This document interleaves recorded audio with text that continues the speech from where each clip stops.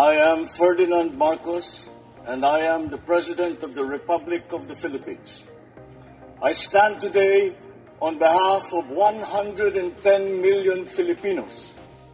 Hi everyone! Hello Universe! It's me again. Meron tayong breaking news mga kababayan. Naku po, eto na. Sabi sa inyo unti-unti na sila papunta sa kulungan mga kababayan. But anyway, shout out sa mga Marcos Loyalist supporters, Filipino and OFW. Kilala nyo naman ito si Madam Garma, dating talagang malapit ito kay dating Pangulong Rodrigo Duterte.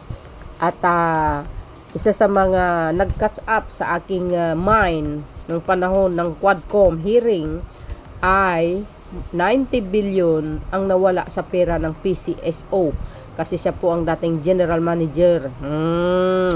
Diba? Si Congressman Dan Fernandez po ang nakadiscover niyan. So dahil dyan mga kababayan, ang issue sa kanya ay siya po ay tinuro sa mastermind sa pagkitil sa buhay ni dating PCSO board member secretary Wesley Barayoga, no? So dahil dito, sabi dito ng Global Mirror mga kababayan, a court has issued arrest warrant against former Philippine Charity Sweepstake Office PCSO General Manager Reyna Garma and for others in connection with the 2020 killing of PCSO board member Wesley Barayoga.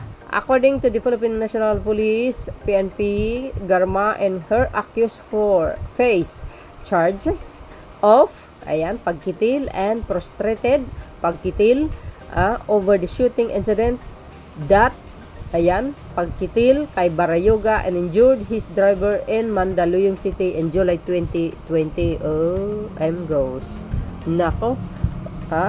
Unti-unti na silang pupunta sa kulungan. So ayan nako, utos ng korte mga bes. Court orders arrest of ex-PCSO General Manager Garma for others and Barayoga case. Goes. Talaga naman. Tinuro kasi siya po ang nag-mastermind. O kaya, mayroon pa kaya na nasa likuran ni Garma?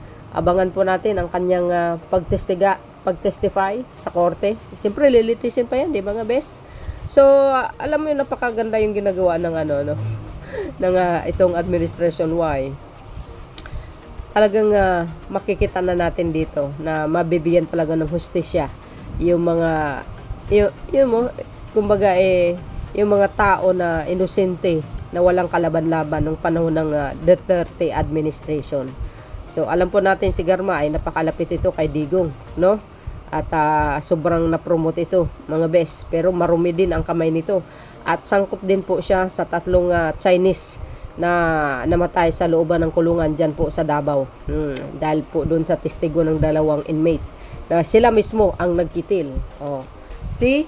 So, ang nag-utos naman nun ay kinanta niya naman sa sa Quadcom ay si Digong. Di ba? So, maganda itong ginawa nila after niya na ni-interview ng mga ICC official. Ayan. Tapos ito, ipinahuli na po siya. Wow, talaga naman. May kasama po siya na huhulihin. Yan si Edelberto. At saka yung Mariano na talagang nagturo na si Garma talagang nasa likuran. O baka mayroong mas mataas pa, no? Who knows? Kaya nga malaman natin yan. So, alam po natin, nakulong din sa Amerika ito, mga kababayan. Tapos, kumbaga sinipa ng Amerika, pauwi sa Pilipinas. Nung umuwi siya sa Pilipinas, itong mga nakaraang buwan, ay hindi pa po siya nabutan ng isang araw. request po ng ICC na ma-interview. Ayan. So, napakagaling din ng taktika ng ICC. In-interview muna bago siya arestuhin. But for sure, sa kanyang paglilitis sa kanya, masasabi niya po lahat. Di ba? So, abangan po natin yung mga co-perpetrators na sangkot sa Barayoga case. So, yun mga bes, ano po ang kapalagayan nyo? Para kompleto detalyado, panoorin nyo ang interview po. Itong ulat ng DZMM. Thank you for watching. See you again on my next upload. Bye bye bye and baboos. God bless Philippines. Who's next? Abangan. Information Office Chief Police Brigadier General Rando Duanyo na pinaaresto na ng korte si dating PCSO General Manager Roriana Garma at 4 na iba pa dahil sa kasong pagpatay kay PCSO Board Secretary Wesley Barayuga at frustr dahil naman sa pamaril sa driver nito sa Mandaluyong noong July 2020. Maliban kay Garma, kabilang sa mga pinaaresto ng korte ay pinangalanang si alias Tox o si Jeremy Zapata, kausapin Edilberto de la Cruz Leonardo, si Santos Fuentes Mendoza at Nelson Enriquez Mariano.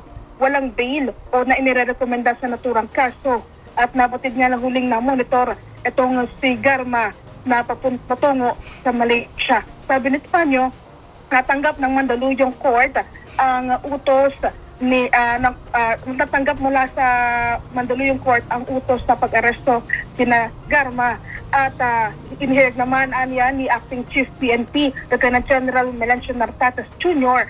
na tiyakin na makakamit ang hustisya para sa naturang kaso.